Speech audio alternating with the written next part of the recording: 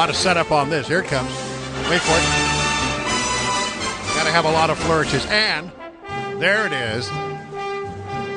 It's time to be joined by Jessie Jane Duff, Gunnery Sergeant for the U.S. Marine Corps, retired 20 years worth of Marines, and now she does a lot of work with our veterans group to make sure that the veterans are getting what we have promised that we should give to them. So, good morning to you, or should I say, oorah there, Jessie Jane Duff.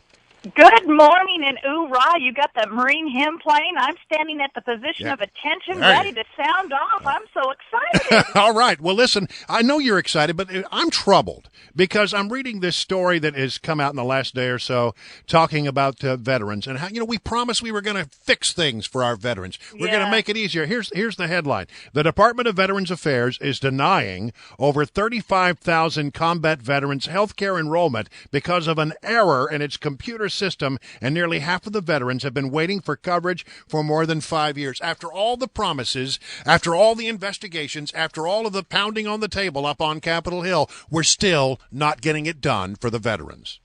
Exactly. And this is what's so disturbing is that this has been a systemic problem for the last 4 years that I have been reporting VA issues.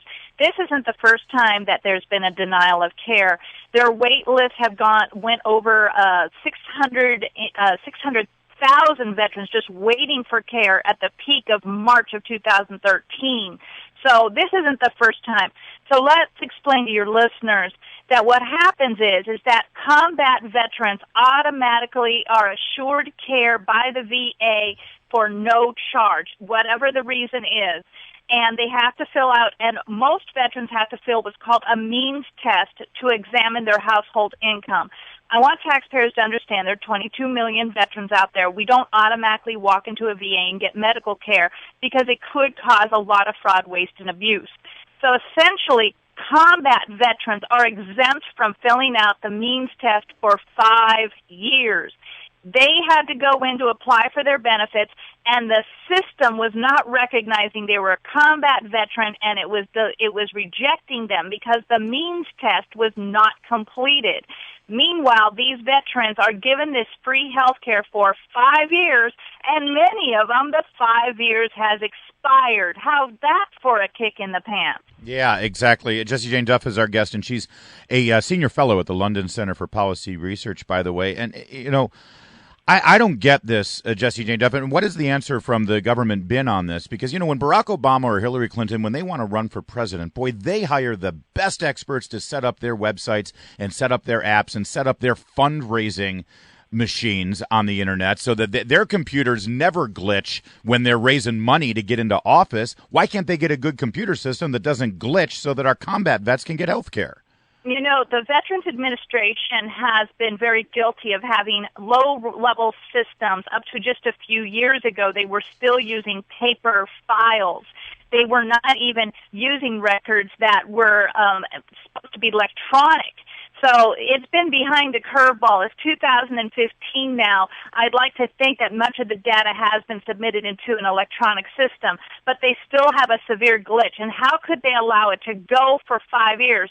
Now, Secretary McDonald can override this system and ensure that these records are automatically placed through. For whatever reason, he has not done that up to this point. With that said, the clock needs to start over for these veterans. Their 5 years begins the day that it is granted. Yeah, absolutely. Kevin McCarthy went after them. He's the House Majority Leader. He has stated that they are fundamentally dysfunctional. I'm thinking, surprise, surprise, people. We've been beating this drum for years.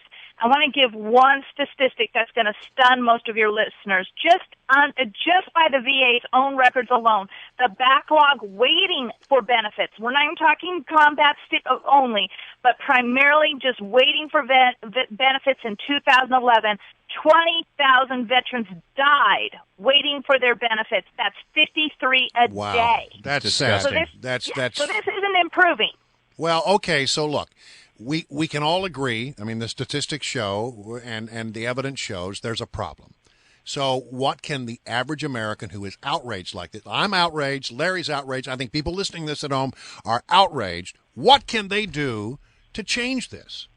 You've got to get in touch with your congressional leaders. Right now, there's a bill that Representative Jeff Miller, who's been on the forefront of this from Florida, is modifying the law so that the VA can fire these employees who are systematically in error.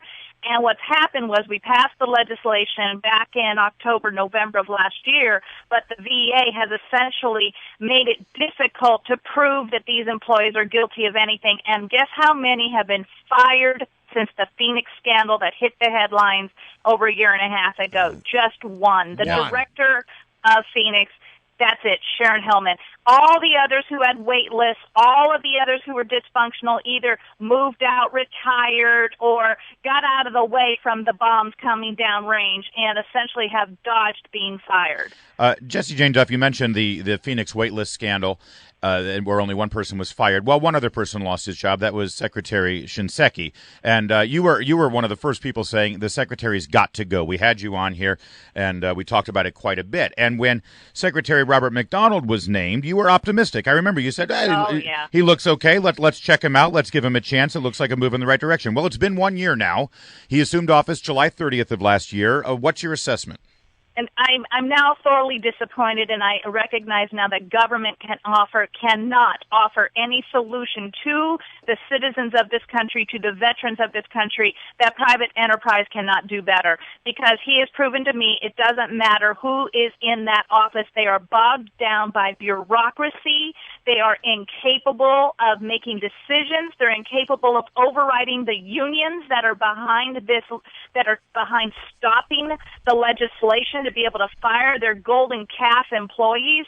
I'm embarrassed now that I wanted Secretary Shinseki to resign, because I will tell you it hasn't improved. And why change horses when at least the one that was there was a combat veteran himself? He had the empathy and wherewithal to understand what the distresses are. I'm disappointed.